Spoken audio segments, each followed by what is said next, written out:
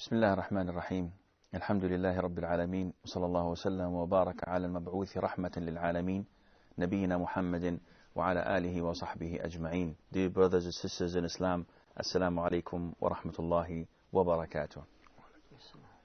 The Prophet sallallahu alaihi wasallam established the Masjid of Medina, this beautiful mosque where the rival tribes of Medina, who had fought for so long, would become brothers and friends, would gather in this masjid, would solve their problems in peace and harmony instead of solving it with the edge of the sword. This masjid, in our standards, was poorly built, and with the way that we're spending money, a lot of the Muslims would probably feel hesitant to pray in it because it does not fit their standards. It wasn't air conditioned. It had no chandeliers that were costing so much. So what about the floor, Sheikh? The floor itself was made of sand and pebbles. Sand? Yes. So there were no carpets, no rugs. The walls did not have any painting on them. The main reason for the mosque was to shelter people and to be a place of gathering, a place of worship. This masjid was the first thing the Prophet ﷺ did when he came to Medina. He started by building this masjid of his. And we have to remember that the threat, the warning that the Prophet ﷺ gave the Muslims. He told us in an authentic hadith that if you beautify your copies of the Holy Quran and decorate your mosques, then destruction and doom will befall on you.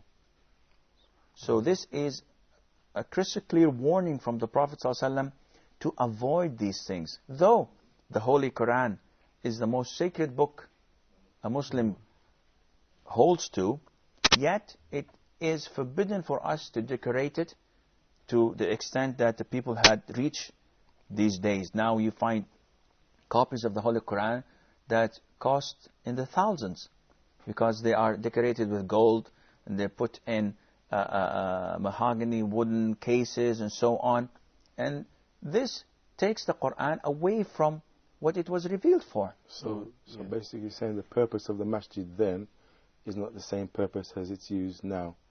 Definitely it is not. Apart from the praying. This is the most important thing that the Muslims have to look into again. Now, we in our days look at the masjid as a place of only performing the 5 daily prayers. And if you calculate the number of people that perform prayers in that masjid, you would find that they do not make 10% or maybe less of the population. Mm-hmm. And just compare Fajr prayer on a Friday morning with the people who attend the Friday prayer at noon time. And you'll find that it is almost 1%, 1 to 100, scale of a 1 to 100. At the time of the Prophet ﷺ, the masjid was almost a university because a lot of the companions graduated from that small place. Abu Bakr, Umar, Uthman, and Ali, among lots of the companions who enlightened the world with their knowledge and their kindness and with their practice of Islam. They all graduated from this small building, which is the Masjid of the Prophet alayhi as-salatu was-salam. This masjid, the Prophet tells us and gives us the glad tiding that whoever prays in it will be multiplied in reward. So he tells us that one prayer in the Masjid of Medina is equivalent to 1,000 prayers elsewhere. Except... So that's the special something for this mosque? It is for this particular mosque. Yeah. Of course, with the exception of the Masjid of Mecca, Masjid al Haram. Because one prayer in al Masjid al Haram is equivalent to 100,000 prayers elsewhere. And what about Masjid al Aqsa? Masjid al Aqsa is 500 prayers more. Now, going back to the masjid itself, it was also a place for the poor to reside in. And there was a certain portion of the masjid where the extremely poor people who had no wealth nor property, and they did not have anywhere to stay in, used to stay in the masjid. So how big was the masjid if it had 2 compartments for both his wives? It housed some poor people, plus they worshipped in there. How big was it? At the very beginning, it wasn't very big. And we have to know that the masjid was expanded so many times. But some of the scholars calculated it to be 100 foot wide or long. So 100 foot is nothing compared to the standards of nowadays. But again, you have to look at the quality, not the quantity. Look at the essence and the value of the masjid, not at the size of this masjid. The Prophet ﷺ did not have a way to call people to prayer. So the companions once had to talk it over. Some of them said, let's take the bell that the Christians use in the churches. And the Prophet did not like this, ﷺ. And by the way, this is a footnote. It is forbidden for Muslims to use the bell that the Christians do. Not even in the form of calling the bellboy in a hotel, or to call the waiter if you are in a restaurant.